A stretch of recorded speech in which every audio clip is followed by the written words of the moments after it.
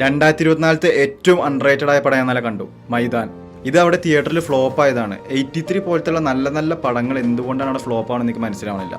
ഈ മൈതാൻ എന്നുള്ള cinema OTT ഇറങ്ങിയിട്ട് പോലും മെജോറിറ്റി ഓഫ് ആൾക്കാർ ഇപ്പോഴും ഇതിന് കണ്ടിട്ടില്ല, അല്ലെങ്കിൽ അതിനെക്കുറിച്ച് അറിയ പോലും ഇല്ല. ഇന്ത്യൻ ഫുട്ബോളിൻ്റെ ഒരു ഹിസ്റ്ററി എന്നൊക്കെ വേണമെങ്കിൽ പറയും ഈ സിനിമയെ. ഒരു 1950s 1960s സമയത്താണ് ഈ കഥ നടക്കുന്നത്.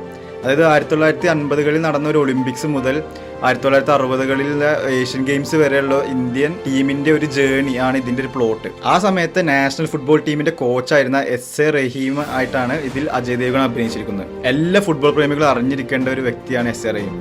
അത്രയും സ്റ്റോറി ഉണ്ട് അയാളുടെ ജീവിതത്തിൽ. ആ ഒരു ക്യാരക്ടറിനെ അജയ് ദേവ്ഗൺ വേറെ ലെവലായിട്ടാണ് ചെയ്തിരിക്കുന്നത്.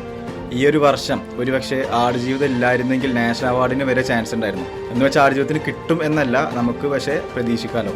ഇതിൽ ചില ക്ലോസപ്പ് ഷോട്ടുകളൊക്കെ ഉണ്ട്, അതൊക്കെ കാണുമ്പോൾ മനസ്സിലാവും നമുക്ക് അജയ് ദേവ്ഗൺ എന്നൊരു നടൻ്റെ റേഞ്ച്. ഈ സിനിമക്ക് 3 മണിക്കൂറുണ്ട് ലെങ്ത്, പക്ഷെ അതൊന്നും ഒരു പ്രശ്നമായിട്ട് നമുക്ക് തോന്നില്ല.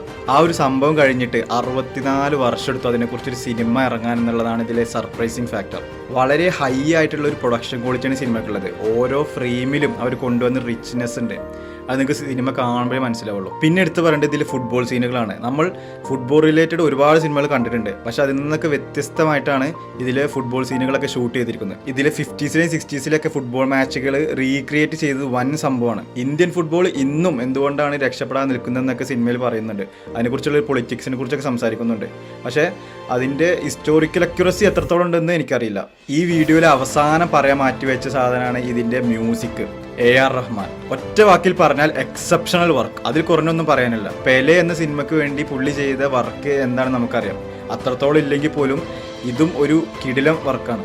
ഓരോ സ്കോർ കേൾക്കുമ്പോൾ നമുക്ക് വരുന്ന രോമാഞ്ചുണ്ട്, അത് നിങ്ങൾ സിനിമ കാണുമ്പോഴേ നിങ്ങൾക്ക് മനസ്സിലാവുള്ളൂ. ഇത്രയും എഫേർട്ട് എടുത്ത് ഇത്രയും ഒരു കിടിലം പടം എടുത്ത് വെച്ചിട്ട് അത് ഡിസാസ്റ്റർ ആയി പോകുമ്പോൾ അതിൻ്റെ മേക്കേഴ്സിന് ഉണ്ടാവുന്ന ഒരു ഫീലിംഗ് എന്തായിരിക്കും അല്ലേ? ആയുഷ്മാൻ ഖുറാനയുടെ ബദായ് ഹോ ഡയറക്റ്റ് ചെയ്ത അമിത് ശർമ്മയാണ് ഇതിൻ്റെ ഡയറക്ടർ. അറ്റ്ലീസ്റ്റ് ഇനിയെങ്കിലും എല്ലാവരും ഈ സിനിമ പോയി കാണണം. അത്രയും അടിപൊളി പടമാണ്. Highly recommended.